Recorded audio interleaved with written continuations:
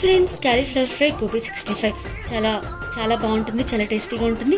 Hot వాటర్లో just క్యాలీఫ్లవర్ని dip చేసుకొని ఇట్లా మనం పక్కన పెట్టుకోవాలి. రైస్ ఫ్లోర్ 2 టీ స్పూన్స్ తీసుకోవాలి. అట్లనే మైదా ఫ్లోర్ ఒక 3 టీ స్పూన్స్ వేసుకోవాలి. కార్న్ ఫ్లోర్ ఒక 3 టీ స్పూన్స్ వేసుకోవాలి. Kashmir chilli powder 1 teaspoon వేసుకోవాలి. సాల్ట్ వేసుకోవాలి తగినంత. Ginger garlic paste 1 teaspoon వేసుకోవాలి. కొరిందర్ లీవ్స్ కాస్తంత వేసుకోవాలి. అట్లనే గరం మసాలా ఒక ½ టీ స్పూన్ వేసుకొని జస్ట్ ఇట్లా మనం మిక్స్ చేసుకోవాలి. అంటే లూజ్ కన్సిస్టెన్సీ వచ్చే విధంగా మనం మిక్స్ చేసుకోవాలి. అంటే కొంచెం వాటర్ కలుపుకుంటూ. ఓకే, ఫుడ్ కలర్ ఆప్షనల్, వేసుకుంటే వేసుకోవచ్చు. అట్లనే మనం క్యాలీఫ్లవర్ని పీసెస్ని వేసుకొని వీటన్నిటిని జస్ట్ ఇట్లా కోట్ చేసుకోవాలి. కోట్ చేసుకున్న వాటిని మనం ఆయిల్ బాగా హీట్ అయిన తర్వాత ఒక్కొక్కటిగా ఇట్లా వేసుకోవాలన్నమాట. అంటే పకోడీ ఎలా వేసుకుంటామండి అట్లా విడివిడిగా ఒక్కొక్కటి వేసుకోవాలి.